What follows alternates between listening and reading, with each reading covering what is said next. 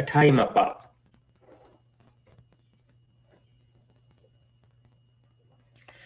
और असीं उस जगह के उत्ते पहुंच चुके हैं जिथे रिबका ने देख लिया कि इहनूं हुण विआह दे लई घल्लणा जरूरी आ। वो चाहुंदी नहीं पई कि उसका जिहड़ा पुत्तर आ उत्थे हित्तियां दे विच कनानियां दे विच विआह कराए। सो क्योंकि हुण प्रभु की बरकत उहदे कोल आ, बाप ने अपनी बरकत उसनूं दे दित्ती आ।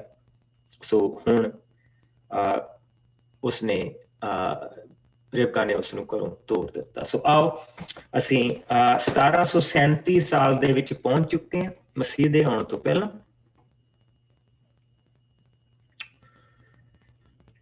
ਔਰ ਅਸੀਂ ਇਸ ਦੀਆਂ ਪਹਿਲੀਆਂ 5 ਆਇਤਾਂ ਪੜਾਂਗੇ। मैं पढ़ देना पास्टर जी। ਕਹੇ ਜੀ। ਸਾਰਿਆਂ ਨੂੰ ਜੈ ਮਸੀਹ ਦੀ। ਇਸਹਾਕ ਦਾ ਯਕੂਬ ਨੂੰ ਲਬਾਨ ਕੋਲ ਘੱਲਣਾ। ਰਿਬਕਾ ਨੇ ਯਕੂਬ ਨੂੰ ਕਿਹਾ, ਮੈਂ ਏਸਾਓ ਦੇ ਹਿੱਤੀ ਕੁੜੀਆਂ ਨਾਲ ਵਿਆਹ ਕਰਨ ਤੋਂ ਪਹਿਲਾਂ ਹੀ ਦੁਖੀ ਹਾਂ। ਜੇਕਰ ਯਕੂਬ ਨੇ ਵੀ ਇੱਥੇ ਕਿਸੇ ਹਿੱਤੀ ਨਾਲ ਵਿਆਹ ਕਰ ਲਿਆ ਤਾਂ ਮੈਂ ਜਿਉਂਦੀ ਨਹੀਂ ਬਚਾਂਗੀ। ਫਿਰ ਇਸਹਾਕ ਨੇ ਯਾਕੂਬ ਨੂੰ ਸੱਦ ਕੇ ਅਸੀਸ ਦਿੱਤੀ ਅਤੇ ਕਿਹਾ, ਤੂੰ ਕਿਸੇ ਕਨਾਨੀ ਕੁੜੀ ਨਾਲ ਵਿਆਹ ਨਾ ਕਰੀ। ਤੂੰ ਆਪਣੇ ਨਾਨੇ ਦੇ ਕੋਲ ਪਦਮ ਆਰਾਮ ਨੂੰ ਜਾ ਅਤੇ ਉੱਥੇ ਆਪਣੇ ਮਾਮਾ ਲਬਾਨ ਦੀ ਕਿਸੇ ਧੀ ਨਾਲ ਵਿਆਹ ਕਰ। ਪਰਮ ਪ੍ਰਧਾਨ ਪਰਮੇਸ਼ਰ ਤੈਨੂੰ ਅਸੀਸ ਦੇਵੇ ਅਤੇ ਤੇਰੇ ਵੰਸ਼ ਨੂੰ ਇੰਨਾ ਵਧਾਵੇ ਕਿ ਉਸ ਤੋਂ ਇੱਕ ਵੱਡੀ ਕੌਮ ਬਣੇ। ਪਰਮੇਸ਼ਰ ਅਬਰਾਹਮ ਨੂੰ ਦਿੱਤੀ ਆਪਣੀ ਪ੍ਰਤਿਗਿਆ ਦੇ ਅਨੁਸਾਰ ਤੈਨੂੰ ਅਤੇ ਤੇਰੀ ਸੰਤਾਨ ਨੂੰ ਇਹ ਧਰਤੀ ਦੇਵੇ ਜਿਸ ਤੇ ਤੂੰ ਰਹਿ ਰਿਹਾ ਹੈ। ਇਸ ਅਸੀਸ ਦੇ ਨਾਲ ਇਸਹਾਕ ਨੇ ਯਕੂਬ ਨੂੰ ਉਸਦੇ ਮਾਮੇ ਲਬਾਨ ਬਥੂਏਲ ਅਰਾਮੀ ਦੇ ਪੁੱਤਰ ਕੋਲ ਘੱਲਿਆ। ਸਾਰਿਆਂ ਨੂੰ ਪੜ੍ਹੇ ਸੁਣੇ ਜਾਣ ਤੇ ਸ਼ੀਸ਼ ਬਰਕਤ ਮਿਲੇ। ਇੱਥੇ ਅਸੀਂ ਇੱਕ ਚੀਜ਼ ਦੇਖਦੇ ਹਾਂ, ਜਿਹੜੀ ਸਭ ਤੋਂ ਵੱਡੀ ਚੀਜ਼ ਆ ਉਹ ਹੈ ਅਸੀਸ। ਸਭ ਤੋਂ ਜਿਹੜੀ ਵੱਡੀ ਚੀਜ਼ ਆ ਉਹ ਹੈ ਅਸੀਸ। ਯਾਨੀ ਕਿ ਬਾਕੀ ਦੀਆਂ ਚੀਜ਼ਾਂ ਜਿਹੜੀਆਂ ਹੈਗੀਆਂ ਉਹ ਸਾਰੀਆਂ ਦੁਨੀਆ 'ਚ ਮਿਲ ਜਾਂਦੀਆਂ, ਪਰ ਜਿਹੜੀ ਅਸੀਸ ਆ, ਜਿਹੜੀ ਉਹ ਬਰਕਤ ਆ ਜਿਹੜੀ ਪ੍ਰਭੂ ਦੀ ਆ, ਉਹ ਬਹੁਤ ਹੀ ਜਿਹ ਤੇ ਉਸਦੀ ਰਹਿਮ ਹੋਈ ਹੋਵੇ ਕਿ ਧਨ ਉਹ ਹੈ ਜਿਸ ਨੂੰ ਤੂੰ ਚੁਣਦਾ ਔਰ ਆਪਣੇ ਨਜ਼ਦੀਕ ਆ ਲੈਂਦਾ। ਉਹ ਉਸਦੀ ਆ। ਧਨ ਉਹ ਇਨਸਾਨ ਜਿਸ ਦਾ ਨਾਮ ਜੀਵਨ ਦੀ ਪੋਥੀ ਦੇ ਵਿੱਚ ਲਿਖਿਆ ਗਿਆ।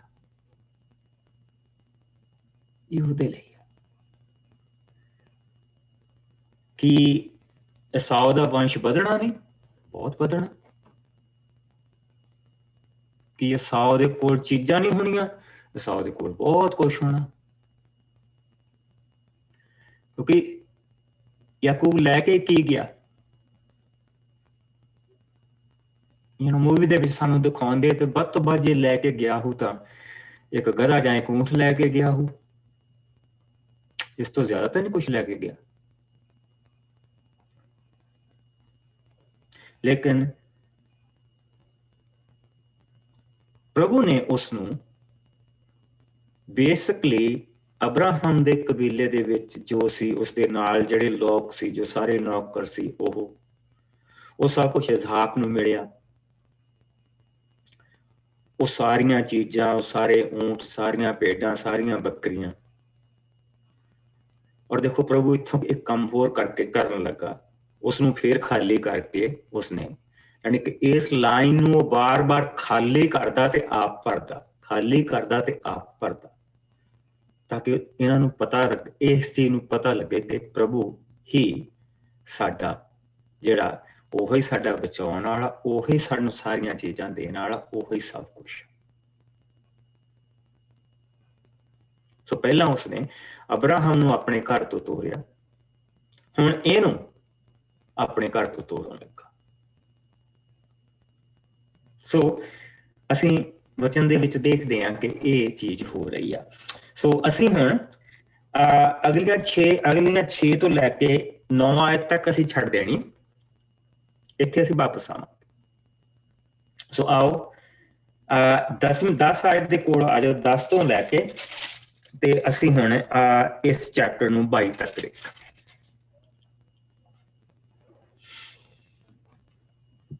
ਜਿਸ ਨੂੰ ਮਿਲ ਜੇ ਪੜ੍ਹ ਦਿਆ ਕਰੋ ਫਟਾਫਟ। ਯਾਕੂਬ ਬੇਰਸ਼ਬਾ ਤੋਂ ਹਰਾਨ ਦੇ ਇਲਾਕੇ ਵੱਲ ਗਿਆ। ਸਫ਼ਰ ਕਰਦੇ ਸਮੇਂ ਉਹ ਰਾਹ ਵਿੱਚ ਇੱਕ ਥਾਂ ਤੇ ਰਾਤ ਕੱਟਣ ਦੇ ਲਈ ਠਹਿਰ ਗਿਆ। ਉਹ ਇੱਕ ਪੱਥਰ ਸਰਾਣੇ ਰੱਖ ਕੇ ਸੌਂ ਗਿਆ। ਉੱਥੇ ਸੁੱਤੇ ਪਿਆ ਉਸਨੇ ਇੱਕ ਸੁਪਨਾ ਦੇਖਿਆ ਕਿ ਇੱਕ ਪੌੜੀ ਧਰਤੀ ਤੋਂ ਆਕਾਸ਼ ਤੱਕ ਖੜੀ ਹੈ ਅਤੇ ਉਸ ਰਾਹੀਂ ਸਵਰਗਦੂਤ ਹੇਠ ਉੱਪਰ ਆ ਜਾ ਰਹੇ ਹਨ। ਉਸ ਦੇ ਉੱਪਰਲੇ ਸਿਰੇ ਤੇ ਪ੍ਰਭੂ ਖੜਾ ਹੈ। ਉਸ ਨੂੰ ਕਹਿ ਰਿਹਾ ਹੈ, ਮੈਂ ਤੇਰੇ ਪੁਰਖਿਆਂ ਅਬਰਾਹਮ ਅਤੇ ਇਸਹਾਕ ਦਾ ਪ੍ਰਭੂ ਪਰਮੇਸ਼ਰ ਹਾਂ। ਮੈਂ ਇਹ ਸਭ ਧਰਤੀ ਜਿਸ ਤੇ ਤੂੰ ਲੰਮਾ ਪਿਆ ਹੈ ਤੈਨੂੰ ਤੇ ਤੇਰੀ ਸੰਤਾਨ ਨੂੰ ਦੇਵਾਂਗਾ। ਤੇਰੇ ਵੰਸ਼ ਦੀ ਗਿਣਤੀ ਧਰਤੀ ਦੀ ਰੇਤ ਦੇ ਕਣਕਿਆਂ ਜਿੰਨੀ ਹੋਵੇਗੀ। ਉਹ ਧਰਤੀ ਦੀ ਹਰ ਦਿਸ਼ਾ ਪੂਰਬ, ਪੱਛਮ, ਉੱਤਰ ਅਤੇ ਦੱਖਣ ਵੱਲ ਫੈਲ ਜਾਵੇਗਾ। ਤੇਰੇ ਅਤੇ ਤੇਰੇ ਵੰਸ਼ ਦੁਆਰਾ ਧਰਤੀ ਦੀਆਂ ਸਭ ਕੌਮਾਂ ਅਸੀਸ ਪ੍ਰਾਪਤ ਕਰਨਗੀਆਂ। ਮੈਂ ਤੇਰੇ ਸੰਗ ਹਾਂ ਜਿੱਥੇ ਵੀ ਤੂੰ ਜਾਵੇਂਗਾ। ਮੈਂ ਤੈਨੂੰ ਇਸ ਧਰਤੀ ਉੱਤੇ ਫਿਰ ਵਾਪਸ ਲਿਆਵਾਂਗਾ। ਮੈਂ ਤੈਨੂੰ ਉਸ ਸਮੇਂ ਤੱਕ ਨਹੀਂ ਛੱਡਾਂਗਾ ਜਦੋਂ ਤੱਕ ਮੈਂ ਇਹ ਸਭ ਪੂਰਾ ਨਾ ਕਰ ਦੇਵਾਂ ਜੋ ਮੈਂ ਤੈਨੂੰ ਕਿਹਾ ਹੈ। ਤਦ ਯਾਕੂਬ ਦੀ ਨੀਂਦ ਖੁੱਲ ਗਈ। ਉਹ ਬੋਲਿਆ, ਪ੍ਰਭੂ ਇਸ ਥਾਂ ਤੇ ਹੈ, ਮੈਂ ਜਾਣਦਾ ਨਹੀਂ ਸਾਂ। ਉਹ ਡਰ ਗਿਆ ਅਤੇ ਆਪਣੇ ਆਪ ਨੂੰ ਕਹਿਣ ਲੱਗਾ, ਇਹ ਕਿੰਨੀ ਭਿਅੰਕਰ ਥਾਂ ਹੈ। ਇਹ ਪਰਮੇਸ਼ਰ ਦਾ ਘਰ ਹੈ ਅਤੇ ਸਵਰਗ ਨੂੰ ਇੱਥੋਂ ਹੀ ਉੱਪਰ ਵੱਲ ਰਾਹ ਜਾਂਦਾ ਹੈ। ਯਾਕੂਬ ਫਿਰ ਸਵੇਰ ਸਾਰ ਉੱਠਿਆ ਅਤੇ ਉਸਨੇ ਉਹ ਪੱਥਰ ਜੋ ਉਹਦੇ ਸਰਾਣੇ ਰੱਖਿਆ ਸੀ ਉੱਥੇ ਸਿੱਧਾ ਖੜਾ ਕਰ ਦਿੱਤਾ। ਉਸਨੇ ਉਸ ਪੱਥਰ ਉੱਤੇ ਤੇਲ ਡੋਲਿਆ ਅਤੇ ਉਸ ਥਾਂ ਦਾ ਨਾਮ ਬੈਤ-ਏਲ ਰੱਖਿਆ। ਇਸ ਥਾਂ ਦਾ ਪਹਿਲਾ ਨਾਂ ਲੂਜ਼ ਸੀ। ਯਾਕੂਬ ਨੇ ਉੱਥੇ ਇਹ ਕਹਿ ਕੇ ਸਹੁੰ ਚੁੱਕੀ, ਜੇਕਰ ਪਰਮੇਸ਼ਰ ਮੇਰੇ ਨਾਲ ਰਹੇਗਾ ਅਤੇ ਮੈਨੂੰ ਰਾਹ ਵਿੱਚ ਪਾਉਣ ਲਈ ਕੱਪੜਾ ਅਤੇ ਖਾਣ ਲਈ ਰੋਟੀ ਦੇਵੇਗਾ ਤਾਂ ਵਾਪਸ ਮੁੜਨ ਤੇ ਪ੍ਰਭੂ ਹੀ ਮੇਰਾ ਪਰਮੇਸ਼ਰ ਹੋਵੇਗਾ। ਇਹ ਪੱਥਰ ਦੀ ਥਾਂ ਪਰਮੇਸ਼ਰ ਦਾ ਘਰ ਹੋਵੇਗਾ। ਮੈਂ ਉਸਨੂੰ ਉਸ ਸਭ ਦਾ 10ਵਾਂ ਹਿੱਸਾ ਦੇਵਾਂਗਾ ਜੋ ਤੂੰ ਦੇਵੇਂਗਾ। ਸੋ ਹੁਣ ਅਸੀਂ ਇੱਥੇ ਕੀ ਦੇਖਦੇ ਪਏ ਹਾਂ ਕਿ ਜਿਸ ਲਈ ਉਹ ਰਸਤੇ ਦੇ ਵਿੱਚ ਜਾ ਰਿਹਾ ਤੇ ਉਸਨੇ ਰਸਤੇ ਦੇ ਵਿੱਚ ਉਹ ਪੱਥਰ ਨੂੰ ਸਰਾਣੇ ਰੱਖ ਕੇ ਸੌਂ ਗਿਆ ਔਰ ਪ੍ਰਭੂ ਨੇ ਉੱਥੇ ਦਰਸ਼ਨ ਦਿੱਤਾ। ਔਰ ਅਸੀਂ ਮੂਵੀ ਦੇ ਵਿੱਚ ਵੀ ਇਹ ਚੀਜ਼ ਦੇਖੀ। ਔਰ ਇੱਕ ਸਵਰਗ ਨੂੰ ਪੌੜੀ ਲੱਗੀ ਹੋਆ ਔਰ ਉੱਥੇ ਪ੍ਰਭੂ ਉਸਦੇ ਨਾਲ ਇੱਕ ਪ੍ਰੋਮਿਸ ਕਰਦਾ ਪਿਆ। ਔਰ ਦੇਖੋ ਇਸ ਪ੍ਰੋਮਿਸ ਦੇ ਵਿੱਚ ਕਿੰਨਾ ਕੁਛ ਇਹ ਚੀਜ਼ ਦੇਖਣ ਵਾਲੀ ਹੈ। ਇੱਕ ਤਾਂ ਬਰਕਤ ਉਹਨੂੰ ਉਸਦੇ ਪਿਓ ਬਾਪ ਨੇ ਦਿੱਤੀ ਹੈ ਨਾ, ਲੇਕਿਨ ਹੁਣ ਜਿਹੜੀ ਉਸ ਬਰਕਤ ਨੂੰ ਉਸ ਪ੍ਰੋਮਿਸ ਨੂੰ ਜੇ ਕੋਈ ਪੱਕਾ ਕਰਨ ਲੱਗਾ ਤੇ ਹੁਣ ਪ੍ਰਭੂ ਕਰਨ ਲੱਗਾ, ਕਿਉਂਕਿ ਨੇਮ ਤਾਂ ਪ੍ਰਭੂ ਦੇ ਨਾਲ ਹੈ ਨਾ, ਬਾਪ ਦੇ ਨਾਲ ਥੋੜੋ। ਬਾਪ ਨੇ ਤਾਂ ਬਰਕਤ ਦੇ ਦਿੱਤੀ, ਉਹ ਤਾਂ ਖਾਲੀ ਹੋ ਗਿਆ ਹੁਣ। ਔਰ ਹੁਣ ਜਿਹੜੀ ਹੈਗੀ ਆ ਕਿ ਕੀ ਉਸ ਨੂੰ ਬਰਕਤ ਮਿਲੀ ਵੀ ਆ ਕਿ ਨਹੀਂ। ਔਰ ਇੱਥੇ ਪ੍ਰਭੂ ਨੇ ਉਸ ਦੇ ਨਾਲ ਉਸ ਬਰਕਤ ਨੂੰ ਪੱਕਾ ਕੀਤਾ। ਔਰ ਦੇਖੋ ਪ੍ਰਭੂ ਨੇ ਉਸਨੂੰ ਕੀ ਕਿਹਾ। ਉਸਨੇ ਜੋ ਦੇਖਿਆ, ਸਭ ਤੋਂ ਪਹਿਲਾਂ ਇੱਕ ਸਫ਼ਰ ਕਰਦੇ ਸਮੇਂ ਉਹ ਰਸਤੇ ਦੇ ਵਿੱਚ ਠਹਿਰ ਗਿਆ, ਸੁੱਤੇ ਪਏ ਸੁਪਨਾ ਦੇਖਿਆ, ਪੌੜੀ ਧਰਤੀ ਤੋਂ ਆਕਾਸ਼ ਦੇ ਵੱਲ ਖੜੀ ਸੀ ਅਤੇ ਉਸਦੇ ਰਾਹੀਂ ਸਵਰਗਦੂਤ ਹੇਠਾਂ ਉੱਪਰ ਜਾ ਰਹੇ ਸਨ। ਉਸਦੇ ਉੱਪਰਲੇ ਸਿਰੇ ਤੇ ਪ੍ਰਭੂ ਖੜਾ ਸੀ ਤੇ ਉਸਨੇ ਕਿਹਾ, ਮੈਂ ਤੇਰੇ ਪੁਰਖਿਆਂ ਅਬਰਾਹਮ ਇਸਹਾਕ ਦਾ ਪ੍ਰਭੂ ਪਰਮੇਸ਼ਰ ਹਾਂ। ਮੈਂ ਇਹ ਸਭ ਧਰਤੀ ਜਿਸ ਤੇ ਤੂੰ ਲੰਮਾ ਪਿਆ ਹੈ ਤੈਨੂੰ ਤੇ ਤੇਰੀ ਸੰਤਾਨ ਨੂੰ ਦੇਵਾਂਗਾ। ਤੇਰੇ ਵੰਸ਼ ਦੀ ਗਿਣਤੀ ਧਰਤੀ ਦੀ ਰੇਤ ਦੇ ਕਿਣਕਿਆਂ ਜਿੰਨੀ ਹੋਵੇਗੀ। ਉਹ ਧਰਤੀ ਦੀ ਹਰ ਦਿਸ਼ਾ ਪੂਰਬ, ਪੱਛਮ, ਉੱਤਰ, ਦੱਖਣ ਵੱਲ ਫੈਲ ਜਾਵੇਗੀ। ਤੇਰੇ ਅਤੇ ਤੇਰੇ ਵੰਸ਼ ਦੇ ਦੁਆਰਾ ਧਰਤੀ ਦੀਆਂ ਸਭ ਕੌਮਾਂ ਅਸੀਸ ਪ੍ਰਾਪਤ ਕਰਨਗੀਆਂ। ਠੀਕ, ਪਰ ਅਗਲੀ ਦੇਖੋ, ਮੈਂ ਤੇਰੇ ਸੰਗ ਹਾਂ ਜਿੱਥੇ ਵੀ ਤੂੰ ਜਾਵੇਂਗਾ। ਮੈਂ ਤੈਨੂੰ ਧਰਤੀ ਉੱਤੇ ਵਾਪਸ ਲਿਆਵਾਂਗਾ। ਮੈਂ ਤੈਨੂੰ ਉਸ ਸਮੇਂ ਤੱਕ ਨਹੀਂ ਛੱਡਾਂਗਾ ਜਦੋਂ ਤੱਕ ਕਿ ਇਹ ਸਭ ਪੂਰਾ ਨਾ ਕਰ ਦੇਵਾਂ। ਮੈਂ ਤੈਨੂੰ ਇਹ ਕਿਹਾ ਹੈ। ਸੋ ਪ੍ਰਭੂ ਜਿਸ ਵੇਲੇ ਵੀ ਨੇਮ ਬਣਦਾ ਉਹਦੇ ਵਿੱਚ ਇਹ ਦੱਸਦਾ ਕਿ ਮੈਂ ਕੀ ਕਰੂੰਗਾ, ਇਹ ਨਹੀਂ ਕਿ ਤੂੰ ਕੀ ਕਰੇਗਾ, ਮੈਂ ਕੀ ਕਰੂੰਗਾ। And that is important part. ਉਹ ਜੇ ਅਸੀਂ ਕੁਝ ਕਰਨ ਦੇ ਯੋਗ ਹੁੰਦੇ ਤਾਂ ਮਸੀਹ ਨੂੰ ਸਲੀਬ ਤੇ ਮਰਨ ਦੀ ਲੋੜ ਨਹੀਂ ਸੀ। ਔਰ ਇਸ ਚੀਜ਼ ਸਾਨੂੰ ਸਮਝ ਲੈਣੀ ਚਾਹੀਦੀ ਹੈ। ਕੋਈ ਪੂਜਾ, ਕੋਈ ਪਾਠ, ਕੋਈ ਵਰਸ਼ਿਪ ਕੁਛ ਨਹੀਂ ਕੋਈ ਖੁੰਦੀ ਜਦ ਤੱਕ ਕਿ ਪ੍ਰਭੂ ਉਸ ਚੀਜ਼ਾਂ ਨੂੰ ਹੋਣ ਨਾ ਦੇਵੇ। ਔਰ ਅਸੀਂ ਵੀ ਜਿਹੜੀ ਪ੍ਰਭੂ ਦੀ ਪ੍ਰਸਤਿਸ਼ ਕਰਦੇ ਹਾਂ ਉਹ ਇਸ ਕਰਕੇ ਕਰਦੇ ਹਾਂ ਕਿ ਸਾਡੇ ਅੰਦਰ ਪਵਿੱਤਰ ਆਤਮਾ ਆ ਕੇ ਉਹ ਕੰਮ ਕਰਦਾ ਪਿਆ। ਉਸ ਤੋਂ ਇਲਾਵਾ ਅਸੀਂ ਵੀ ਨਹੀਂ ਕਰ ਸਕਦੇ। ਸੋ ਹੀ ਡਸ ਦੈਟ। ਉਹ ਹਰ ਪਾਸੇ ਤੋਂ ਸਾਡੇ ਨਾਲ, ਸਾਡੇ ਮਨ, ਸਾਡੇ ਤਨ, ਸਾਡੀ ਆਤਮਾ ਜੋ ਪਹਿਲਾਂ ਮਰੀ ਹੋਈ ਸੀ ਹੁਣ ਜਾਗਦੀ ਹੈ, ਹੁਣ ਜਿਉਂਦੀ ਹੈ, ਉਹਨਾਂ ਦੇ ਨਾਲ। ਔਰ ਇਹ ਵਾਅਦਾ ਉਸਨੇ ਉਸਦੇ ਨਾਲ ਕੀਤਾ। और फिर उसकी देखते हैं कि उसकी नींद खुल गई। उन्हें उस चीज के उत्थे उसनों अनॉइंट किया और क्या कि प्रभु का कार्य। लेकिन हुण मेरे नाल पहला यूहन्ना दा पहले भाग दे विच आ जाओ और उत्थे बड़ी बड़ी ये चीज देखण वाली कि चीज साडे उत्ते किस तरह, what is in it for us, that's the biggest question। याकूब नूं ते सब कुछ मिल गया कि what is in it for us, ਸਾਡੇ ਲਈ ਇਹਦੇ ਵਿੱਚ ਕੀ ਹੈ। ਸੋ ਇੱਥੇ ਪਹਿਲਾ यूहन्ना ਚੈਪਟਰ 1 ਉਸਦੀ ਅਸੀਂ ਨਥਾਨੀਓ ਤੋਂ ਜਿੱਥੋਂ ਗੱਲਬਾਤ ਸ਼ੁਰੂ ਹੁੰਦੀ ਹੈ 48 ਆਇਤ ਤੋਂ ਲੈ ਕੇ ਉਸ ਨੂੰ ਦੇਖਾਂਗੇ। ਪਹਿਲਾ यूहन्ना ਚੈਪਟਰ 1, ਪਹਿਲਾ यूहन्ना ਚੈਪਟਰ 1 ਔਰ ਅਸੀਂ ਇਸ ਦੀ 47 ਆਇਤ ਤੋਂ ਲੈ ਕੇ ਤਾਂ ਅਸੀਂ ਇਸ ਦੀ 51 ਆਇਤ ਤੱਕ ਦੇਖਾਂਗੇ, ਜਿਸ ਨੂੰ ਮਿਲ ਜਾਏ। पढ़ देना पास्टर जी। सफा है 163। ਜਦੋਂ ਯੀਸ਼ੂ ਨੇ ਨਥਾਨੀਏਲ ਨੂੰ ਆਪਣੇ ਵੱਲ ਆਉਂਦਿਆਂ ਦੇਖਿਆ ਤਾਂ ਉਹਨਾਂ ਨੇ ਕਿਹਾ, ਦੇਖੋ ਸੱਚਾ ਇਸਰਾਈਲੀ, ਇਸ ਵਿੱਚ ਕਿਸੇ ਤਰ੍ਹਾਂ ਦਾ ਛਲ ਕਪਟ ਨਹੀਂ ਹੈ। ਨਥਾਨੀਏਲ ਨੇ ਉਹਨਾਂ ਨੂੰ ਕਿਹਾ, ਤੁਸੀਂ ਮੈਨੂੰ ਕਿਸ ਤਰ੍ਹਾਂ ਜਾਣਦੇ ਹੋ? ਯੀਸ਼ੂ ਨੇ ਉੱਤਰ ਦਿੱਤਾ, ਫਿਲਿਪਸ ਦੇ ਤੈਨੂੰ ਸੱਦਣ ਤੋਂ ਪਹਿਲਾਂ ਹੀ ਮੈਂ ਤੈਨੂੰ ਅੰਜੀਰ ਦੇ ਰੁੱਖ ਥੱਲੇ ਦੇਖਿਆ ਸੀ। ਨਥਾਨੀਏਲ ਇੱਕਦਮ ਬੋਲ ਉੱਠਿਆ, ਗੁਰੂ ਜੀ, ਤੁਸੀਂ ਪਰਮੇਸ਼ਰ ਦੇ ਪੁੱਤਰ ਹੋ, ਤੁਸੀਂ ਇਸਰਾਇਲ ਦੇ ਰਾਜਾ ਹੋ। ਯੀਸ਼ੂ ਨੇ ਉਸ ਨੂੰ ਕਿਹਾ, ਕੀ ਤੂੰ ਇਸ ਲਈ ਵਿਸ਼ਵਾਸ ਕੀਤਾ ਕਿ ਮੈਂ ਤੈਨੂੰ ਇਹ ਦੱਸਿਆ ਹੈ ਕਿ ਮੈਂ ਤੈਨੂੰ ਅੰਜੀਰ ਦੇ ਰੁੱਖ ਥੱਲੇ ਦੇਖਿਆ ਸੀ? ਤੂੰ ਇਸ ਤੋਂ ਵੀ ਵੱਡੇ ਕੰਮ ਦੇਖੇਗਾ। ਯੀਸ਼ੂ ਨੇ ਅੱਗੇ ਕਿਹਾ, ਮੇਰੇ ਤੇ ਵਿਸ਼ਵਾਸ ਕਰੋ, ਤੁਸੀਂ ਸਵਰਗ ਨੂੰ ਖੁੱਲਿਆ ਹੋਇਆ ਦੇਖੋਗੇ ਅਤੇ ਪਰਮੇਸ਼ਰ ਦੇ ਸਵਰਗ ਦੂਤਾਂ ਨੂੰ ਮਨੁੱਖ ਦੇ ਪੁੱਤਰ ਦੇ ਉੱਤੋਂ ਦੀ ਹੇਠਾਂ ਉਤਰਦੇ ਅਤੇ ਚੜ੍ਹਦੇ ਦੇਖੋਗੇ। ਸਾਰਿਆਂ ਨੂੰ ਪੜ੍ਹੇ ਸੁਣੇ ਜਾਣ ਤੇ ਸ਼ੀਸ਼ ਬਰਕਤ ਮਿਲੇ। ਸੋ ਹੁਣ ਤੁਸੀਂ ਇੱਥੇ ਲਿਖ ਲਓ ਜੈਨੇਸਿਸ ਉਤਪੱਦਾ 28ਵਾਂ ਭਾਵ ਔਰ ਉਸਦੀ 10 ਆਇਤ ਤੋਂ ਲੈ ਕੇ 15 ਆਇਤ ਤੱਕ ਔਰ ਵਾਈਸ ਵਰਸਾ। ਤੁਸੀਂ ਦੂਸਰੇ ਪਾਸੇ ਜਿਹੜੇ ਤੁਸੀਂ ਬਾਈਬਲ ਸਟੱਡੀ ਕਰਵਾਉਣੇ ਆ, ਇਹਦੇ ਨਾਲ ਤੁਹਾਨੂੰ ਇਸ ਚੀਜ਼ ਦੀ ਮਦਦ ਮਿਲੇਗੀ। ਇੱਥੇ ਅਸੀਂ ਕੀ ਦੇਖਦੇ ਪਏ?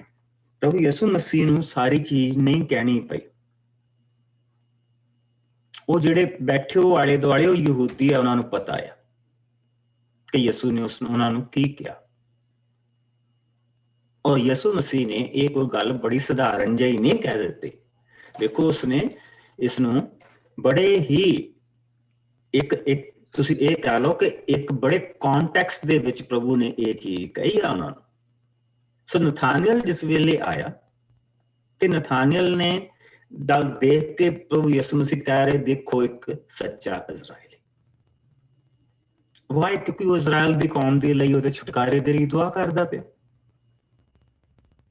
ਜਿੱਦਾਂ ਇਹਨਾਂ ਨੂੰ यूहन्ना ਨੇ ਬਪਤਿਸਮਾ ਦੇਣ ਵਾਲੇ ਨੇ ਸਿਖਾਇਆ ਸੀ, ਉਸੇ ਤਰ੍ਹਾਂ ਉਸ ਸਾਰੇ ਇਜ਼ਰਾਈਲ ਦੇ ਲਈ, ਇਜ਼ਰਾਈਲ ਦੇ ਛੁਟਕਾਰੇ ਦੇ ਲਈ, ਔਰ ਇਕੱਲੇ ਰੋਮ ਤੋਂ ਛੁਟਕਾਰੇ ਦੇ ਲਈ ਨਹੀਂ, ਉਦਾਂ ਵੀ ਇਜ਼ਰਾਈਲ ਦੇ ਜਿਹੜਾ ਕਿਉਂਕਿ ਮਸੀਹਾ ਨੇ ਆਉਣਾ ਸੀਗਾ, ਉਹਦੀ ਤਾਂ ਬੇਸਿਕਲੀ ਇਹੋ ਹੀ ਸਾਰੀ ਸਿੱਖਿਆ ਹੁੰਦੀ ਸੀ यूहन्ना ਬਪਤਿਸਮਾ ਦੇਣ ਵਾਲੇ ਦੀ, ਕਿ ਪ੍ਰਭੂ ਆ ਰਿਹਾ, ਰਸਤੇ ਤਿਆਰ ਕਰੋ। ਠੀਕ। ਸੋ ਉਹ ਜਿਸ ਵੇਲੇ ਉਹ ਆਇਆ ਤੇ ਉਸਨੇ ਕਿਹਾ, ਦੇਖੋ ਇੱਕ ਸੱਚਾ ਇਜ਼ਰਾਈਲੀ। ਤੇ ਉਸਨੇ ਕਿਹਾ ਕਿ ਤੁਸੀਂ ਮੈਨੂੰ ਕਿਸ ਤਰ੍ਹਾਂ ਜਾਣਦੇ ਹੋ? ਸੋ ਪ੍ਰਭੂ ਯਿਸੂ ਮਸੀਹ ਨੇ ਉਸ ਰਗ ਤੇ ਹੱਥ ਰੱਖਿਆ, ਜਿਹੜੀ ਰਗ ਉਹਨਾਂ ਨੂੰ ਪਤਾ ਸੀ ਕਿ ਕਿੱਥੋਂ ਉੱਠ ਕੇ ਆਇਆ, ਜਿਹੜੀ ਕਿਸੇ ਨੂੰ ਨਹੀਂ ਸੀ ਪਤਾ। ਤੇਰੇ ਅੰਜੀਰ ਦੇ ਰੁੱਖ ਦੇ ਥੱਲੇ ਜਦ ਤੂੰ ਦੁਆ ਕਰਦਾ ਪਿਆ ਸੀ, ਮੈਂ ਤੈਨੂੰ ਉੱਥੇ ਦੇਖਿਆ। ਔਰ ਉਹ ਕਹਿ ਰਿਹਾ, ਦੇਖੋ ਉਹ ਵੀ ਦੇਖੋ ਕਿੱਡੀ ਵੱਡੀ ਉਸਨੇ ਚੀਜ਼ ਕਹੀ ਆ। ਉਸਨੇ ਕਿਹਾ, ਗੁਰੂ ਜੀ ਤੁਸੀਂ ਪਰਮੇਸ਼ਰ ਦੇ ਪੁੱਤਰ ਹੋ।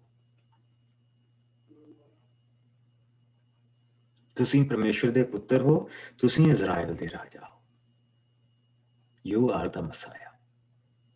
ਕਿਉਂ? ਕਿਉਂਕਿ ਉਹ ਮਸਾਇਆ ਦੇ ਲਈ ਦੁਆ ਕਰਦਾ ਪਿਆ ਸੀ। ਸੋ ਯਿਸੂ ਨੇ ਉਸਨੂੰ ਕਿਹਾ, ਕੀ ਤੂੰ ਇਸ ਲਈ ਵਿਸ਼ਵਾਸ ਕੀਤਾ ਕਿ ਮੈਂ ਤੈਨੂੰ ਦੱਸਿਆ ਕਿ ਮੈਂ ਤੂੰ ਅੰਜੀਰ ਦੇ ਰੁੱਖ ਦੇ ਥੱਲੇ ਦੇਖਿਆ ਸੀ? ਤੂੰ ਇਸ ਤੋਂ ਵੀ ਵੱਡੇ ਵੱਡੇ ਕੰਮ ਦੇਖੇ। ਜਿਹੜੇ ਅਸੀਂ ਪੜ੍ਹਦੇ ਪਏ ਹਾਂ, ਯਾਕੂਬ ਕੀ ਦੇਖਦਾ ਪਿਆ? ਔਰ ਪ੍ਰਭੂ ਯਿਸੂ ਮਸੀਹ ਇਹ ਚੀਜ਼ ਕਹਿ ਕੇ ਸਾਰੀ ਦੀ ਜਿਹੜੀ ਸਾਰੀ ਬਰਕਤ ਆ ਉਹ ਵਿਸ਼ਵਾਸੀਆਂ ਨੂੰ ਦੇ ਰਿਹਾ ਹੈ।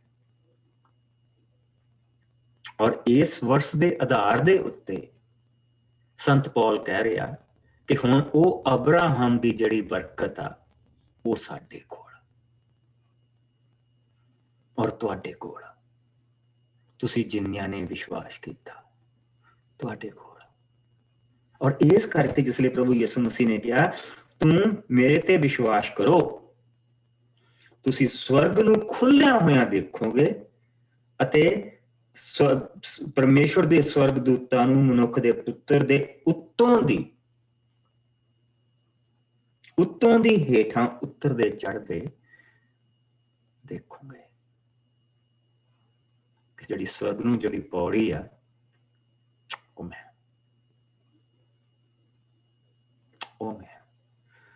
ਔਰ ਪ੍ਰਭੂ ਦਾ ਬਹੁਤ ਸ਼ੁਕਰ ਹੈ ਕਿ ਉਸ ਪੌੜੀ ਦੇ ਉੱਤੇ ਚੜ੍ਹਨ ਦੇ ਲਈ ਸਾਨੂੰ ਕੋਈ ਰੋਕ ਨਹੀਂ, ਕੋਈ ਰੋਕ ਨਹੀਂ। ਪਰ ਇਹ ਸਾਡੀ ਆਪਣੀ ਕਮਜ਼ੋਰੀ ਆ ਕਿ ਅਸੀਂ ਪਹਿਲੇ ਡੰਡੇ ਤੇ ਬੈਠੇ ਰਹਿੰਦੇ ਹਾਂ। ਇੰਨਾ ਭਾਰ ਆ ਅਸੀਂ ਆਪਣੇ ਆਪ ਤੇ ਲੱਦਿਆ ਆ ਇਸ ਦੁਨੀਆ ਦਾ, ਇੰਨੇ ਰੱਸੇ ਅਸੀਂ ਟਾਈਟ ਬੰਨੇ ਹੋ ਆਪਣੀਆਂ ਲੱਤਾਂ ਤੇ ਹੱਥਾਂ ਦੇ ਦੁਆਲੇ, ਅਸੀਂ ਉਹ ਪਹਿਲੇ ਡੰਡੇ ਤੇ ਬੈਠੇ ਰਹਿੰਦੇ, ਅਸੀਂ ਗਾਹ ਨਹੀਂ ਜਾਂਦੇ। ਪੌੜੀ ਹੋ ਸੋ ਇਸ ਦੇ ਨਾਲ ਬਰਕਤ ਕਿਹੜੀ ਹੈ? ਇਸ ਦੇ ਨਾਲ ਬਰਕਤ ਇਹ ਜੁੜਦੀ ਹੈ ਜਿਹੜੀ ਇੱਥੇ ਅਸੀਂ ਦੇਖਦੇ ਹਾਂ। ਇਸ ਬਰਕਤ ਦੇ ਵਿੱਚ ਕੀ ਹੈ? ਇਸ ਬਰਕਤ ਦੇ ਵਿੱਚ ਜਿਹੜੀ ਆਖਰੀ ਹਿੱਸਾ ਉਹ ਇੰਪੋਰਟੈਂਟ। ਸੋ ਪ੍ਰਭੂ ਨੇ ਕੀ ਕਿਹਾ? ਤੇ ਵਾਪਸ ਆ ਜਾਓ ਔਰ ਅਸੀਂ 12ਵੀਂ ਆਇਤ ਦੇ ਉੱਤੇ ਆ ਗਏ ਦੁਬਾਰਾ, 28ਵੇਂ ਭਾਵ ਦੀ 22ਵੀਂ ਆਇਤ ਦੇ ਉੱਤੇ। ਉਸਨੇ ਸੁੱਤੇ ਪਿਆ ਇੱਕ ਸੁਪਨਾ ਦੇਖਿਆ ਔਰ ਪੌੜੀ ਧਰਤੀ ਤੋਂ ਆਕਾਸ਼ ਤੇ ਤੱਕ ਖੜੀ ਸੀ। ਉਸਦੇ ਰਾਹੀਂ ਸਵਰਗਦੂਤ ਹੇਠਾਂ ਉੱਪਰ ਜਾ ਰਹੇ ਸਨ। ਉਸਦੇ ਉੱਪਰਲੇ ਸਿਰੇ ਤੇ ਪ੍ਰਭੂ ਖੜਾ ਹੈ ਅਤੇ ਉਹ ਕਹਿ ਰਿਹਾ ਹੈ, ਮੈਂ ਤੇਰੇ ਪੁਰਖਿਆਂ ਦਾ ਅਬਰਾਹਮ ਇਸਹਾਕ ਦਾ ਪ੍ਰਭੂ ਪਰਮੇਸ਼ਵਰ ਹਾਂ। ਸੋ ਪ੍ਰਭੂ ਯਿਸੂ ਇਹ ਕਹਿ ਰਹੇ ਉੱਥੇ ਕਿਹਨਾਂ ਨੂੰ? ਵਿਸ਼ਵਾਸੀਆਂ। ਮੈਂ ਇਹ ਸਭ ਧਰਤੀ ਜਿਸ ਤੇ ਤੂੰ ਲੰਮਾ ਪਿਆ ਹੈ ਤੇਰੀ ਸੰਤਾਨ ਨੂੰ ਦੇਵਾਂਗਾ। ਤੇਰੇ ਵੰਸ਼ ਦੀ ਗਿਣਤੀ ਧਰਤੀ ਦੇ ਰੇਤ ਦੇ ਕਿਣਕਿਆਂ ਜਿੰਨੀ ਹੋਵੇਗੀ। ਉਹ ਧਰਤੀ ਦੀ ਹਰ ਦਿਸ਼ਾ ਪੂਰਬ, ਪੱਛਮ, ਉੱਤਰ, ਦੱਖਣ ਵੱਲ ਫੈਲ ਜਾਵੇਗਾ। ਤੇਰੇ ਅਤੇ ਤੇਰੇ ਵੰਸ਼ ਦੁਆਰਾ ਧਰਤੀ ਦੀਆਂ ਸਭ ਕੌਮਾਂ ਅਸੀਸ ਪ੍ਰਾਪਤ ਕਰਨਗੀਆਂ। Now that is the main thing. ਅਸੀਸ ਮਿਲਣੀ ਨਹੀਂ, ਪਰ ਅਸੀਸ ਪ੍ਰਾਪਤ ਕਰਨੀ ਹੈ। ਮੈਂ ਤੇਰੇ ਸੰਗ ਹਾਂ। ਹਰ ਵਿਸ਼ਵਾਸੀ ਨੂੰ ਕਹਿ ਰਿਹਾ, ਮੈਂ ਤੇਰੇ ਸੰਗ ਹਾਂ ਜਿੱਥੇ ਤੂੰ ਜਾਵੇਂਗਾ। ਮੈਂ ਤੈਨੂੰ ਇਸ ਧਰਤੀ ਦੇ ਉੱਤੇ ਵਾਪਸ ਲਿਆਵਾਂਗਾ। ਮੈਂ ਤੈਨੂੰ ਉਸ ਸਮੇਂ ਤੱਕ ਨਹੀਂ ਛੱਡਾਂਗਾ ਜਦੋਂ ਤੱਕ ਇਹ ਸਭ ਪੂਰਾ ਨਾ ਕਰ ਦੇਵਾਂ ਜੋ ਮੈਂ ਤੈਨੂੰ ਕਿਹਾ ਹੈ। ਸੋ ਇਸ ਦੇ ਜੇ ਉਸਨੂੰ ਧਰਤੀ ਦਾ ਵਾਅਦਾ ਦਿੱਤਾ ਤੇ ਸਾਡੇ ਕੋਲ ਕਿਹੜਾ ਵਾਅਦਾ? ਸਾਡਾ ਜਿਹੜਾ ਵਾਅਦਾ ਆ ਉਹ ਯਹੋਨਾ ਦੇ 14ਵੇਂ ਭਾਵ ਦੇ ਵਿੱਚ ਆਉਂਦਾ। ਯਹੋਨਾ ਦਾ 14ਵਾਂ ਭਾਵ ਔਰ ਉਸ ਦੀ 1 ਤੋਂ ਲੈ ਕੇ ਅਸੀਂ ਉਸ ਨੂੰ ਪੜਾਂਗੇ ਨਹੀਂ ਅੱਜ, ਲੇਕਿਨ ਤੁਸੀਂ ਇਸ ਨੂੰ ਲਿਖ ਲਓ ਕਿ ਜਿਹੜਾ ਸਾਨੂੰ ਜਿਹੜਾ ਵਾਅਦਾ ਪ੍ਰਭੂ ਨੇ ਦਿੱਤਾ ਉਹ ਯਹੋਨਾ ਦਾ 14ਵਾਂ ਭਾਵ ਔਰ ਉਸ ਦੀ 1 ਆਇਤ ਤੋਂ ਲੈ ਕੇ ਉਸ ਦੇ 20 ਆਇਤ ਤੱਕ। ਇੱਥੇ ਉਸਨੇ ਉਹਨਾਂ ਨੂੰ ਇਜ਼ਰਾਈਲ ਦੀ ਧਰਤੀ ਦਾ ਵਾਅਦਾ ਦਿੱਤਾ, ਇੱਥੇ ਸਾਨੂੰ ਘਰ ਦਾ ਵਾਅਦਾ ਮਿਲਿਆ।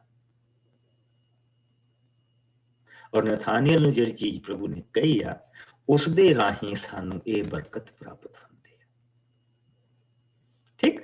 ਸੋ ਕਿਉਂਕਿ ਹਾਲੇ ਤੱਕ ਬਹੁਤ ਚੀਜ਼ਾਂ ਆਉਣੀਆਂ, ਸਾਨੂੰ ਇਹ ਦੁਆਰਾ ਪੜ੍ਹਨੇ ਪੈਣੇ ਸਾਰੇ ਹਿੱਸੇ, ਲੇਕਿਨ ਆਓ ਹੁਣ ਅਸੀਂ ਥੋੜਾ ਜਿਹਾ ਅੱਗੇ ਚੱਲੀਏ। ਹੁਣ ਅਸੀਂ ਪਹੁੰਚ ਗਏ ਹੈਗੇ 29ਵੇਂ ਪਾਠ ਦੇ ਉੱਤੇ, ਔਰ ਇਹ ਹੈ ਸਨ ਹੈਗਾ ਸਾਲ ਹੈਗਾ ਮਸੀਹ ਦੇ ਆਉਣ ਤੋਂ ਪਹਿਲਾਂ 1736।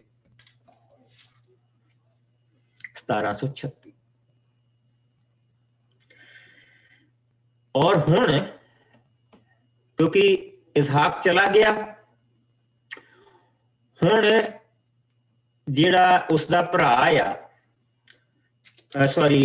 ਇਸਰਾਇਲ ਦੇ ਦੋਨੇ ਮੁੰਡਿਆਂ ਦੇ ਵਿੱਚੋਂ ਯਾਕੂਬ ਚਲਾ ਗਿਆ, ਔਰ ਜਿਹੜਾ ਈਸੋ ਆ ਉਹ ਹੁਣ ਹੱਥ ਪੈਰ ਮਾਰਦਾ ਪਿਆ ਵੀ ਹੁਣ ਕਿਸੇ ਤਰ੍ਹਾਂ ਮੈਂ ਮਾਂ ਬਾਪ ਨੂੰ ਖੁਸ਼ ਕਰਾਂ।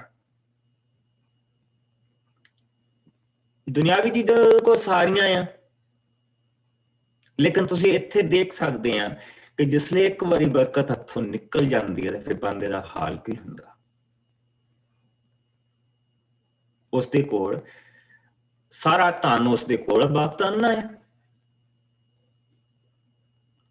ਸਭ ਭੇਡਾਂ ਬੱਕਰੀਆਂ ਊਂਠ ਗਧੇ ਸਭ ਕੁਛ ਉਹਦੇ ਕੋਲ, ਨੌਕਰ ਨੌਕਰਾਣੀਆਂ 2 ਪਤਨੀਆਂ ਸਭ ਕੁਛ ਉਸਦੇ ਕੋਲ।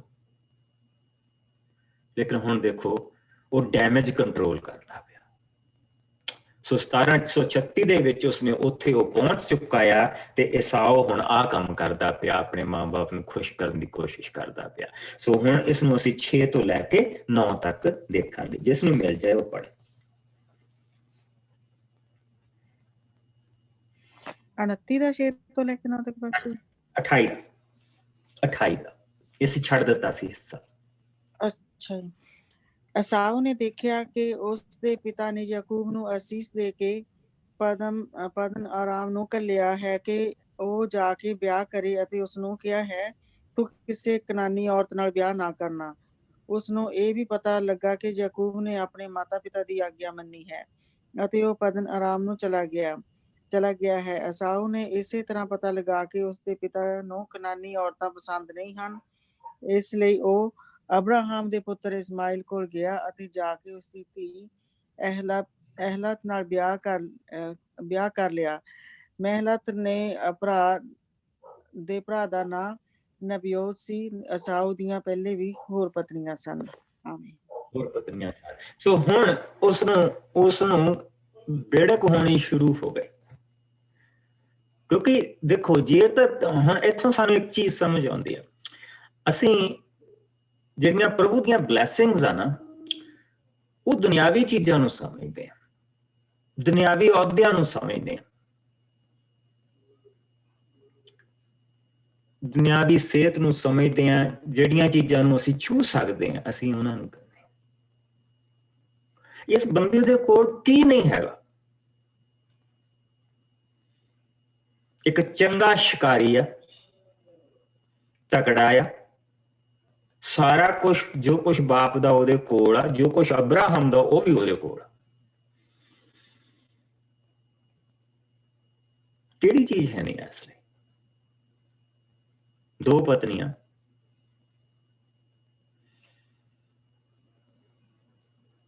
ਕਿਸ ਚੀਜ਼ ਦੇ ਲਈ ਹੁਣ ਤਰਸਦਾ ਪਿਆ?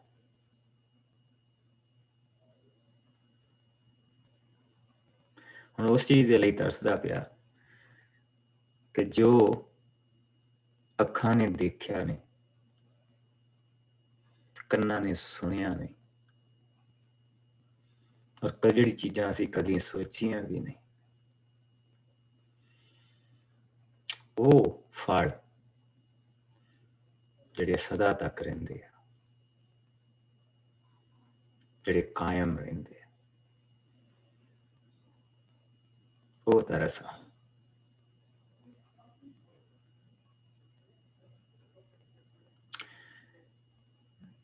ਇਹਨਾਂ ਚੀਜ਼ਾਂ ਨੂੰ ਜਿਹੜਾ ਸਮਝ ਗਿਆ ਉਹਨੇ ਆਪਣਾ ਪੈਰ ਦੂਜੇ ਡੰਡੇ ਤੇ ਰੱਖਤਾ ਪੌੜੀ ਦੇ।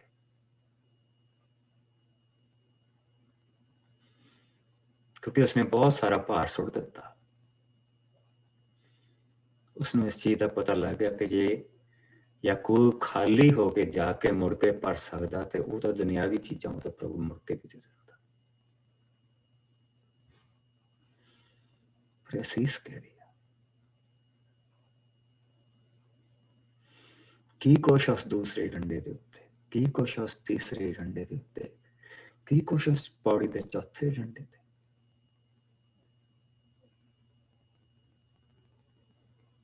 These are the things.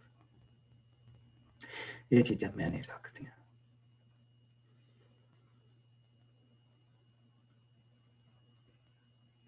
ये चीज़ां मैं नहीं रखती। और इसका स्वाद उस लिए शुरू होता जिस वेले असीं उस दूसरे डंडे के उत्ते पैर रख दिंदे आ, फिर नहीं असीं पिछे मुड़ के देखदे। Then we go.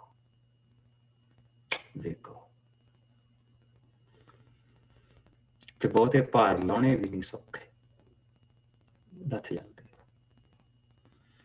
कुछ भी छड्डना फिर औखा नहीं होता, क्योंकि बरकत उत्ते है, असली शांति उत्ते है, असली आराम उत्ते है।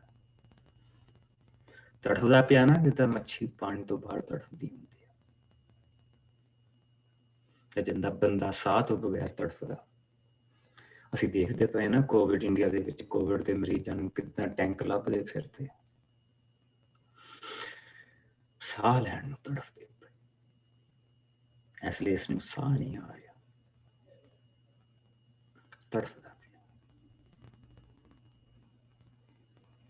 ਉਹ ਸਾਹ ਜਿਹੜਾ ਜ਼ਿੰਦਗੀ ਦਿੰਦਾ ਉਹਨੂੰ ਲੱਭਦਾ ਪਿਆ, ਕੋਸ਼ਿਸ਼ ਕਰਦਾ ਪਿਆ ਕਿ ਕਿਸੇ ਤਰ੍ਹਾਂ ਬਾਪ ਖੁਸ਼ ਹੋ ਜਾਵੇ, ਕਿਸੇ ਤਰ੍ਹਾਂ ਮੈਨੂੰ ਮੁੜ ਕੇ वो चीज मिल जाए जी मैं गुआती। गवानी बड़ी सौखी है, मुड़ के पानी बहुत औखे है। सो उसने हुण जे ब्याह किया ते इशमाइल दी कुड़ी दे नाल ब्याह किया, जिसनों प्रभु ने ऑलरेडी बरकत तो बाहर खल दिता, और जिसकी जी बरकत बिल्कुल कल असीं देखी सी इहदे वाली बरकत, बिल्कुल इहदे वाली बरकत। देखो गधे दे वांग तू रहेगा, इहनूं क्या सी तलवार दे नाल तू जीएगा। ये तलवार दे नाल जीण दे विच कोई खुशी हुंदी ते इस चीज दे विच खुशी हुंदी कि मैं अपने भरा दा जोड़ा तोड़ दूंगा अपने मोढे तो, तो फिर इदां दे काम ना करता। इहनूं पता कि उहदे विच कुछ नहीं,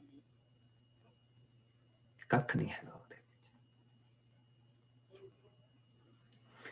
दूसरे पासे इधरों ये काम करता पिया, क्योंकि हुण नाल नाल दो कौमां चलदियां पईयां, सो इस करके सानूं दोने पासे देखने पैणे। सो हुण 29वें भाग दे विच इस वेले याकूब जिहड़ा ਉਹ ਲਬਾਨ ਦੇ ਕੋਲ ਪਦਮਹਰਾਨ ਦੇ ਇਲਾਕੇ ਦੇ ਵਿੱਚ ਜਿੱਥੋਂ ਅਬਰਾਹਮ ਉੱਠ ਕੇ ਆਇਆ ਸੀ, ਉਸ ਇਲਾਕੇ ਦੇ ਵਿੱਚ ਹੁਣ ਯਾਕੂਬ ਵਾਪਸ ਪਹੁੰਚ ਗਿਆ। ਸੋ ਆਓ ਇਸ ਦੀ 1 ਆਇਤ ਤੋਂ ਲੈ ਕੇ ਅਸੀਂ 14 ਆਇਤ ਤੱਕ ਪੜ੍ਹਦੇ ਹਾਂ।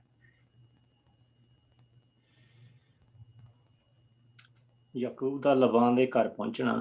ਯਾਕੂਬ ਆਪਣੀ ਯਾਤਰਾ ਕਰਦਾ ਹੋਇਆ ਪੂਰਬ ਦੀ ਧਰਤੀ ਤੇ ਪਹੁੰਚ ਗਿਆ। ਉਸਨੇ ਉੱਥੇ ਮੈਦਾਨ ਵਿੱਚ ਖੂਹ ਦੇਖਿਆ, ਜਿਸ ਦੇ ਲਾਗੇ ਭੇਡਾਂ ਦੇ 3 ਇੱਜੜ ਬੈਠੇ ਹੋਏ ਸਨ। ਉਸ ਖੂਹ ਦੇ ਮੂੰਹ ਤੇ ਇੱਕ ਵੱਡਾ ਪੱਥਰ ਰੱਖਿਆ ਹੋਇਆ ਸੀ। ਜਦੋਂ ਸਾਰੇ ਇੱਜੜ ਉੱਥੇ ਆ ਜਾਂਦੇ ਸਨ ਤਾਂ ਸਾਰੇ ਆਜੜੀ ਮਿਲ ਕੇ ਉਸ ਪੱਥਰ ਨੂੰ ਖੂਹ ਦੇ ਮੂੰਹ ਤੋਂ ਹਟਾਉਂਦੇ ਸਨ। ਫਿਰ ਉਹ ਆਪਣੀਆਂ ਭੇਡਾਂ ਨੂੰ ਪਾਣੀ ਪਿਲਾਉਣ ਦੇ ਪਿੱਛੋਂ ਪੱਥਰ ਨੂੰ ਖੂਹ ਦੇ ਮੂੰਹ ਤੇ ਢੱਕਣ ਦੇ ਤੌਰ ਤੇ ਰੱਖ ਦਿੰਦੇ ਸਨ। ਯਾਕੂਬ ਨੇ ਉਹਨਾਂ ਆਜੜੀਆਂ ਤੋਂ ਪੁੱਛਿਆ, ਤੁਸੀਂ ਕਿੱਥੋਂ ਦੇ ਰਹਿਣ ਵਾਲੇ ਹੋ? ਉਹਨਾਂ ਨੇ ਉੱਤਰ ਦਿੱਤਾ, ਹਾਰਾਨ ਨਗਰ ਦੇ। ਉਸਨੇ ਉਹਨਾਂ ਤੋਂ ਪੁੱਛਿਆ, ਕੀ ਤੁਸੀਂ ਨਾਹੌਰ ਦੇ ਪੁੱਤਰ ਲਬਾਨ ਨੂੰ ਜਾਣਦੇ ਹੋ? ਉਹਨਾਂ ਨੇ ਕਿਹਾ, ਹਾਂ। ਯਾਕੂਬ ਨੇ ਕਿਹਾ, ਕੀ ਉਹ ਠੀਕ ਹੈ? ਹਾਂ, ਉਹ ਠੀਕ ਹੈ, ਉਹਨਾਂ ਉੱਤਰ ਦਿੱਤਾ। ਉਹਨਾਂ ਆਜੜੀਆਂ ਨੇ ਇੱਕ ਪਾਸੇ ਇਸ਼ਾਰਾ ਕਰਦੇ ਹੋਏ ਕਿਹਾ, ਉਹ ਦੇਖ, ਉਸਦੀ ਧੀ ਰਾਖੇਲ ਆਪਣੇ ਇੱਜੜ ਨੂੰ ਲੈ ਕੇ ਆ ਰਹੀ ਹੈ। ਯਾਕੂਬ ਨੇ ਉਹਨਾਂ ਨੂੰ ਕਿਹਾ, ਅਜੇ ਤਾਂ ਲੋ ਕਾਫੀ ਹੈ, ਤੁਸੀਂ ਕਿਉਂ ਨਹੀਂ ਆਪਣੀਆਂ ਭੇਡਾਂ ਨੂੰ ਪਾਣੀ ਪਿਲਾ ਕੇ ਉਹਨਾਂ ਨੂੰ ਫਿਰ ਚਾਰਨ ਲੈ ਜਾਂਦੇ? ਉਹਨਾਂ ਨੇ ਉੱਤਰ ਦਿੱਤਾ, ਨਹੀਂ, ਜਦੋਂ ਤੱਕ ਸਾਰੇ ਇੱਜੜ ਨਹੀਂ ਆ ਜਾਂਦੇ ਅਤੇ ਖੂਹ ਦੇ ਮੂੰਹ ਤੋਂ ਪੱਥਰ ਨਹੀਂ ਹਟਦਾ, ਅਸੀਂ ਆਪਣੀਆਂ ਭੇਡਾਂ ਨੂੰ ਪਾਣੀ ਨਹੀਂ ਪਿਲਾ ਸਕਦੇ। ਅਜੇ ਉਹ ਗੱਲਾਂ ਹੀ ਕਰ ਰਹੇ ਸਨ ਕਿ ਰਾਖੇਲ ਆਪਣੇ ਪਿਓ ਦੀਆਂ ਭੇਡਾਂ ਨਾਲ ਉੱਥੇ ਆ ਪਹੁੰਚੀ। ਯਾਕੂਬ ਰਾਖੇਲ ਨੂੰ ਦੇਖ ਕੇ ਖੂਹ ਤੇ ਗਿਆ ਅਤੇ ਪੱਥਰ ਨੂੰ ਇੱਕ ਪਾਸੇ ਹਟਾ ਕੇ ਆਪਣੇ ਮਾਮੇ ਦੀਆਂ ਭੇਡਾਂ ਨੂੰ ਪਾਣੀ ਪਿਲਾਇਆ। ਫਿਰ ਉਸਨੇ ਰਾਖੇਲ ਦਾ ਮੱਥਾ ਚੁੰਮਿਆ ਤੇ ਰੋਇਆ। ਉਸਨੇ ਰਾਖੇਲ ਨੂੰ ਦੱਸਿਆ, ਮੈਂ ਤੇਰੀ ਭੂਆ ਰਬੈਕਾ ਦਾ ਪੁੱਤਰ ਹਾਂ। ਰਾਖੇਲ ਦੌੜ ਕੇ ਆਪਣੇ ਘਰ ਗਈ ਅਤੇ ਯਾਕੂਬ ਬਾਰੇ ਆਪਣੇ ਪਿਓ ਨੂੰ ਦੱਸਿਆ। ਲਬਾਨ ਇਹ ਸੁਣ ਕੇ ਹੀ ਕਿ ਉਸਦੀ ਭੈਣ ਦਾ ਪੁੱਤਰ ਯਾਕੂਬ ਆਇਆ ਹੈ, ਅਗਲਵੰਡੀ ਦੌੜ ਕੇ ਅੱਗੇ ਗਿਆ।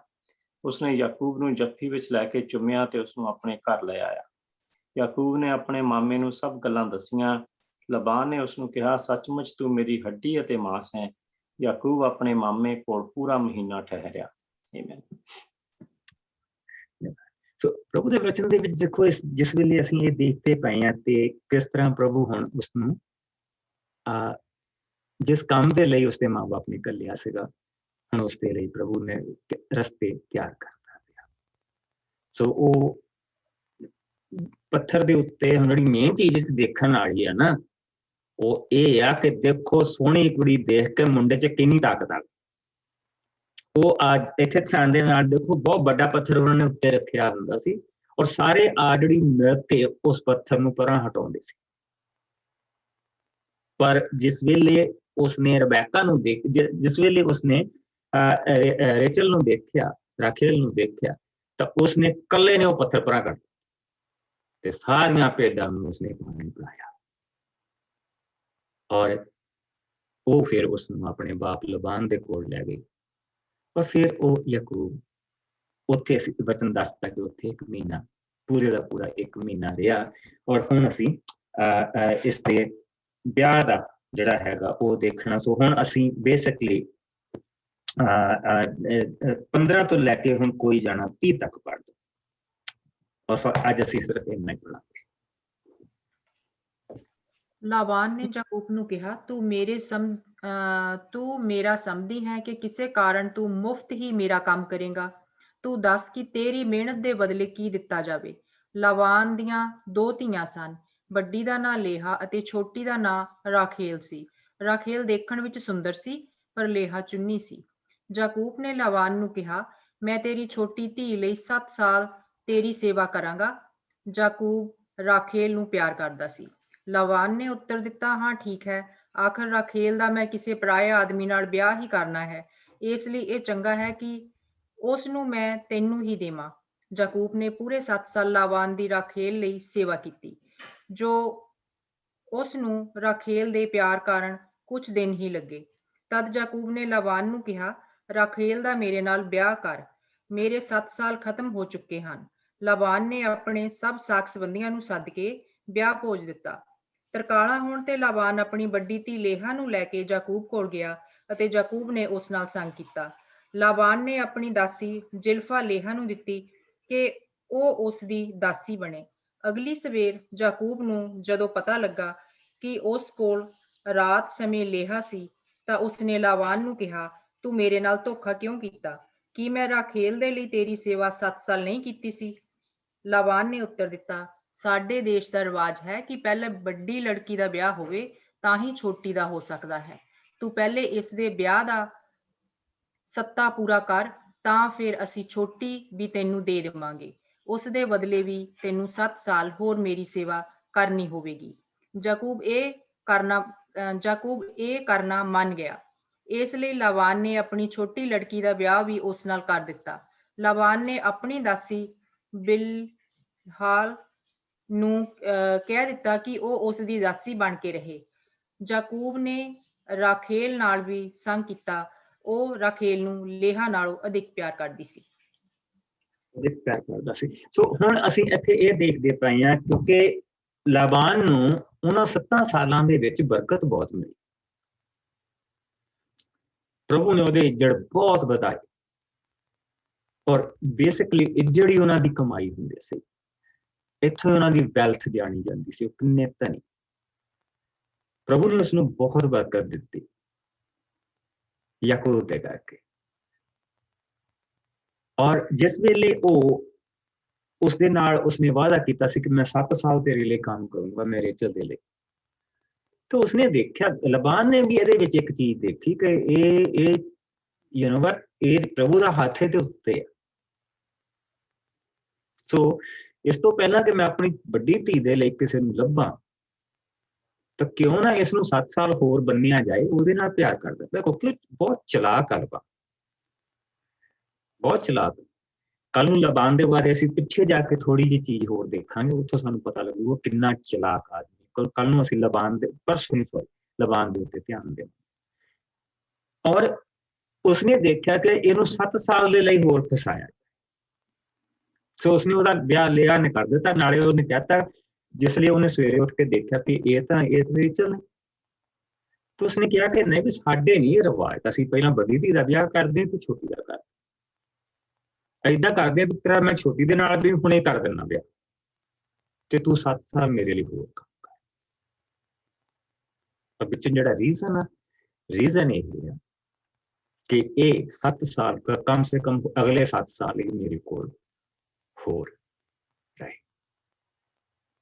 ਸੋ ਕੀ ਉਹਨਾਂ ਦਿਨਾਂ ਦੇ ਵਿੱਚ ਇੱਕ ਬੰਦੇ ਦੇ 2 ਵਿਆਹ ਹੋ ਜਾਂਦੇ ਸੀ? ਐਬਸੋਲੂਟਲੀ ਉਹਨਾਂ ਦਿਨਾਂ ਦੇ ਵਿੱਚ ਹੋ ਜਾਂਦੇ ਸੀਗੇ, ਹਾਲੇ ਵੀ ਉਹਨਾਂ ਇਲਾਕਿਆਂ ਦੇ ਵਿੱਚ ਇੱਦਾਂ।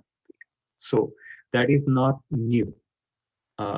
ਅਸੀਂ ਆਪਣੇ ਪੰਜਾਬੀ ਕਲਚਰ ਦੇ ਵਿੱਚ ਦੇਖਿਆ ਤੇ 2 ਧੀਆਂ ਸਾਡੇ ਬਜ਼ੁਰਗਾਂ ਦੇ ਨਾਲ ਇੱਕੋ ਘਰ ਦੇ ਵਿੱਚ ਇੱਕੋ ਹੀ ਬੰਦੇ ਦੇ ਨਾਲ ਦੋਨੇ ਕੁੜੀਆਂ ਵਿਆਹੀਆਂ ਹੁੰਦੀਆਂ ਸੀ। ਸਾਡੇ ਪੁਰਾਣੇ ਕਲਚਰ ਦੇ ਵਿੱਚ ਸੀਗਾ। ਇਹ ਕਲਚਰ ਅਸੀਂ ਉੱਥੋਂ ਹੀ ਲੈ ਕੇ ਆਏ। ਸੋ ਇੱਥੇ ਅਸੀਂ ਜਿਸ ਵੇਲੇ ਇਸ ਚੀਜ਼ ਨੂੰ ਦੇਖਦੇ ਪਏ ਹਾਂ ਤੇ ਅਸੀਂ ਇਹ ਦੇਖਦੇ ਪਏ ਹਾਂ ਕਿ ਲਬਾਨ ਜਿਹੜਾ ਆ ਉਹ ਚਲਾਕ ਬੰਦਾ ਆ, ਔਰ ਉਹ ਉਸਨੂੰ ਫਾਉਂਦਾ ਪਿਆ, ਲੇਕਿਨ ਉਸਨੂੰ ਇਹ ਨਹੀਂ ਪਤਾ ਕਿ ਇਹਦੇ ਵਿੱਚ ਉਹ ਉਸਨੂੰ ਬਰਕਤ ਦੇ ਰਿਹਾ, ਉਹਨੂੰ ਬਰਕਤ ਦੇ ਰਿਹਾ। ਸੋ ਇਹਦੇ ਵਿੱਚ ਲੇਹਾ ਦਾ ਕੀ ਕਸੂਰ ਸੀ ਵਿਚਾਰੀ ਦਾ? ਉਸਦਾ ਕੋਈ ਕਸੂਰ ਨਹੀਂ, ਕਿ ਪ੍ਰਭੂ ਨੇ ਉਹਨੂੰ ਬਰਕਤ ਦੇਣੀ, ਐਬਸੋਲੂਟਲੀ ਉਹਨੂੰ ਬਰਕਤ ਦੇਣੀ। ਸੋ ਆਓ ਹੁਣ ਅਸੀਂ ਇੱਥੇ ਇੱਕ ਬਥੈਲ ਇਲਾਕੇ ਦਾ ਥੋੜਾ ਜਿਹਾ ਇਲਾਕਾ ਦੇਖਾਂਗੇ, ਜਿੱਥੇ ਖੁਦਾਈ ਚੱਲਦੀ ਪਈ ਆ ਔਰ ਜਿੱਥੇ ਉਸਨੇ ਪ੍ਰਭੂ ਦੇ ਅੱਗੇ ਬੇਨਤੀ ਕੀਤੀ ਸੀ ਕਿ ਇਹ ਪ੍ਰਭੂ ਦਾ ਘਰ ਹੋਏਗਾ। ਸੋ ਆਓ ਅਸੀਂ ਉਸ ਨੂੰ ਦੇਖਦੇ ਹਾਂ ਔਰ ਫਿਰ ਅੱਜ ਦਾ ਦਿਨ ਅਸੀਂ ਪੂਰਾ